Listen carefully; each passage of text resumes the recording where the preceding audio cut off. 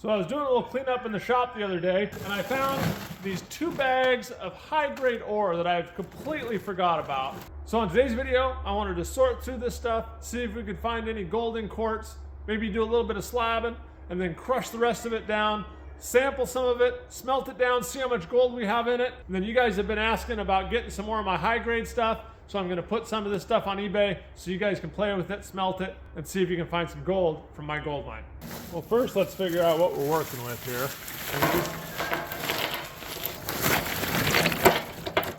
But there is some good looking stuff here. So let's sort through these, see if I can find any gold in quartz. There's some.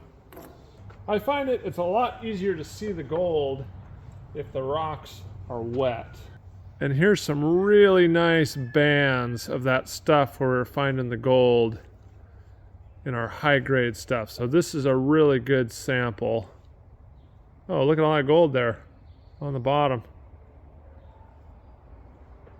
So there you go. That's what we're looking for. We're looking for this shiny gray. There's more gold there. This shiny gray stuff. And that's what the gold hangs out with. Well, we got 3 piles here. I've got the stuff that looks, pretty good, but there's not enough. It doesn't look good enough to cut, right? So this we're all just gonna throw in the crusher, crush down to powder. This pile here has some really good looking stuff in it, but I can't see any visible gold. So what I'm gonna do is take some of these, I'm gonna slab them up, see if we can find any visible gold. You'll have pieces like this where you get all these shiny gray pieces. I'm gonna try and cut right through that shiny gray area, and that's where the gold hangs out. And then this pile in the gold pan has pieces that already have quite a bit of visible gold. Look here at this one. Gold all speckled through it there. Here's another one, you got gold laced all through there. Right through there, a bunch of gold. So I think I'll throw these right up on eBay as they are. Now for these smaller rocks and these smaller pieces, I use this little tile saw to cut. It's great, it's fast, it's loud, but it does a pretty good job for cutting these little tiny pieces, and I don't have to get them chucked up into the huge oil saw, and we can cut them real fast and see what's inside. It's always so exciting to see what's inside these rocks. Look at all that gold right in there. That's a nice piece. Both sides, little speckles of gold in that one. Bigger pieces in that one. This is going to be a nice one here.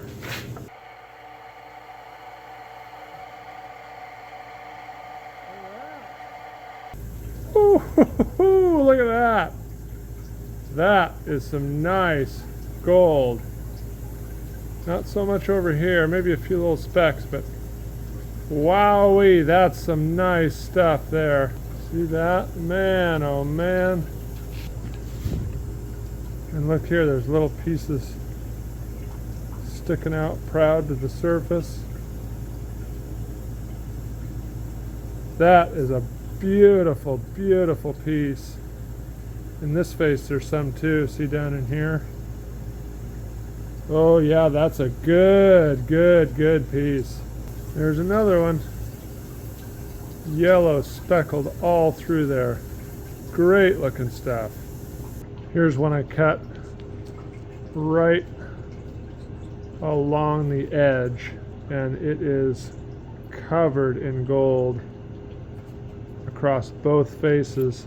And something that's really unique is there's gold underneath the quartz right there. The saw didn't go through it. It's still buried in the quartz, but it's showing yellow through. This is a really nice piece as well. Really happy with these. I got to cut right through the richest part of the rock, and I don't know if you can see down in there on the camera, but there's gold all down here. There's some up here. I've got just a ton of gold in my cuttings, I guess. I'm trying to catch it all in a bucket there. So on a future video, I'll have to smelt all this down and see if I can recover that gold that I cut up out of my samples. I've got some really nice pieces that I cut. I'm really happy with all these I stacked around here on the bricks. This stuff is stuff that doesn't have enough gold to make it worthwhile, so we're going to add that to the crush pile. Now we're going to take a look at some of these rocks with this little clip-on microscope. I got a link in the description below if you're interested. I'm just going to start cruising across the surface here. And you can see where the gold is exposed in the cut face. But look at how it penetrates into the quartz there, and there's so much more down just underneath the surface. Man, that is cool. And it really, really sticks with that gray mineral. Very nice. Tons of gold in that sample. Here's another sample, again with the gold down in the quartz. Here's more of it. It looks like that silvery mineral has oxidized to those little brown pockets in this sample. The gold hangs right with it. And this is probably the best sample I saw all day. Look at the size of some of that gold. It's cool, you can see the saw marks in it. And there's those pieces that are hanging off proud to the surface. Let's see if I can get this spun around. Cool. That is really, really cool. Beautiful, beautiful yellow gold. That is an amazing sample. We have our low grade here. We're going to work on that in just a minute. But first, I have a very important announcement. In about 3 months, I'm going to be opening up the gold mine again. And I need some help. I need an experienced underground driller, a jackleg operator.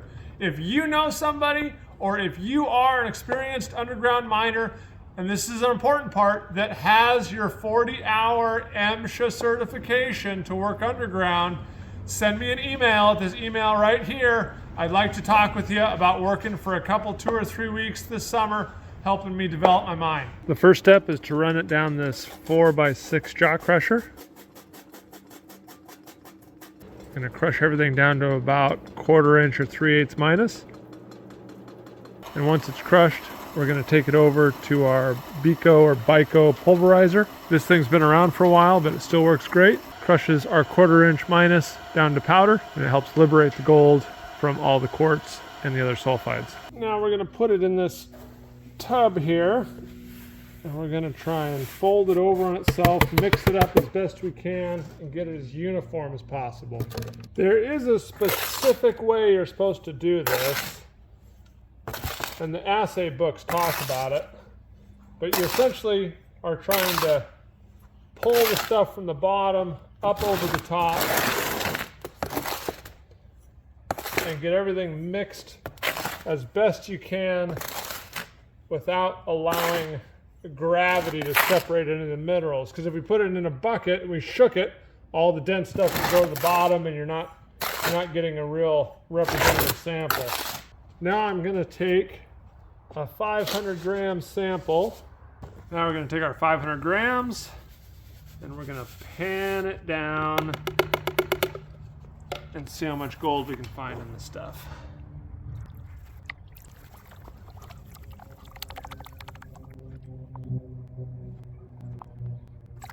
Let's see what we got here. There's some there, but I guess for 500 grams, that's actually pretty good. Let me smelt this down and get all this gold melted into a butt, and then we can weigh it. All right, 0 grams. And still 0 grams. Well, we don't have very much to start with here. A little bit of anhydrous borax, a little bit of silica sand, a little bit of soda ash, a little bit of potassium nitrate, a little bit of bismuth oxide. Mix it all up. I don't know if I've ever done a smelt this small. There we go. Let's put it in our furnace.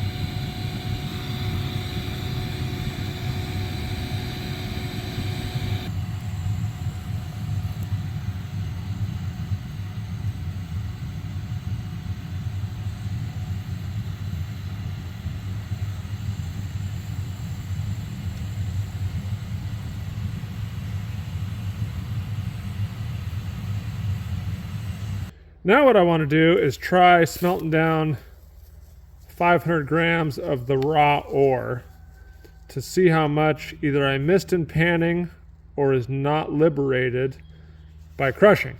We'll do 500 grams of anhydrous borax, 500 grams of soda ash. There's hardly any sulfides in this stuff, and so the oxygen released from our bismuth oxide should oxidize anything that's in there. We'll add, I don't know, 75 grams. Let's try that. See how close we can get here. 77 grams. And we'll pour it in our crucible.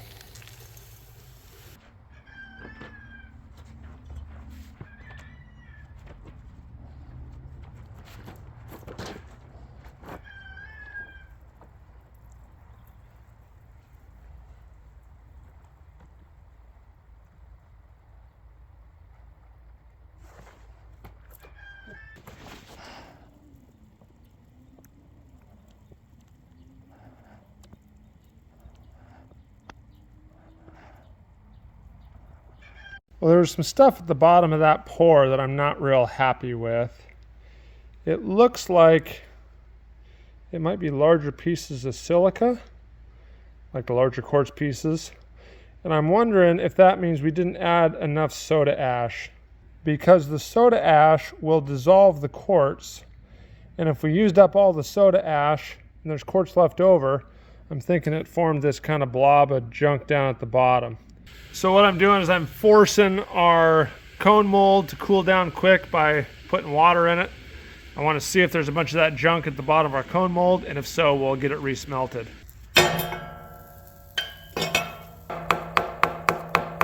Well, we got our metal, so that's pretty good. Our bead weighs 25 grams, and I put 75 in. So I still think there's a bunch in our slag, and there's some probably at the bottom of that crucible. But I'm going to go put this in the cupelling furnace and get it started.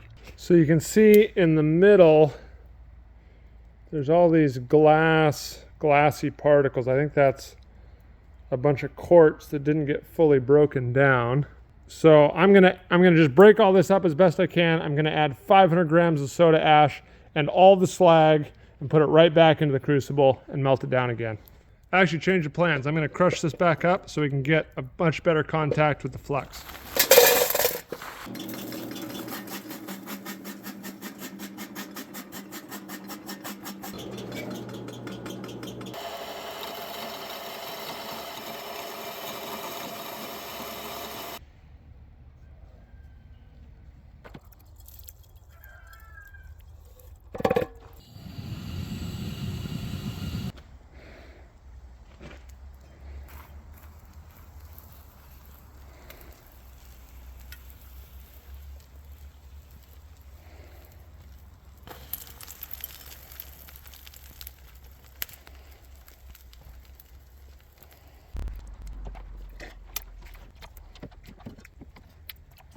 Well, I forced it again. I'm apparently impatient and don't want to wait for it to cool down. But look at the cool pattern it made. I think it's because I added all that extra soda ash of the second smelt, and so it's real basic. And then when I put a bunch of water on top, it dissolved out all the sodium oxide, turned it into sodium hydroxide, and then it dissolved in water. So I think that's what's going on there. But hopefully we've got some more bismuth down at the bottom of this thing. A little bit of something there. Well, we didn't get a whole lot more metal. Another 6 or 7 grams is all. But we'll go put it in the cupel with the first 25 and see what we got. But I really only recovered about half of the collector metal from that smelt. I guess the other half of the bismuth oxide got absorbed into the slag here, which is interesting because on the second one I actually put some nails in there as well to try and reduce more, but I guess it didn't work. Here's our little bead from my panning concentrates. It's not very big, but it's nice and yellow, and it weighs 0.032 grams. Even though that bead wasn't very big, 0.032 grams divided by 500 grams is 64 grams per ton. So about 2 ounces per ton. Not too bad. Here's our smelted stuff. Looks like it might be a little bigger bead, huh? there's our second bead. Still pretty golden color. And it weighs 0.056. Wow, almost twice as much. Well, either I can't pan or smelting recovers a lot more gold. Now, probably the main thing that's going on here is that I'm not liberating the gold. I'm not crushing it fine enough from the stuff, so I can't actually pan it out. I'm sure I'm losing a little bit, but I bet you most of the gold that's coming out in the smelt is from melting and liberating it all in the melt rather than the crush. And there they are together. The panning one is on the right, and it is a little more golden color. I think we recovered more silver with the smelt. Lots of people ask me for crushed up hard rock ore they can play with and pan out. I think I can get 4 1 kilogram bags out of it. They're going on eBay. You guys know exactly how much gold's in this stuff. Anywhere between 0.08 and 0.1 grams. I'm gonna start the auction at $1. So you guys tell me how much they're worth. Well, I'm gonna wrap up this video here. We got some gold, we got some amazing samples. Be sure to check out those eBay listings. If you are interested in working for me and have some drilling experience, email me. I want to talk with you. I need some help developing my mind. So thanks everybody for watching. We'll see you on the next video.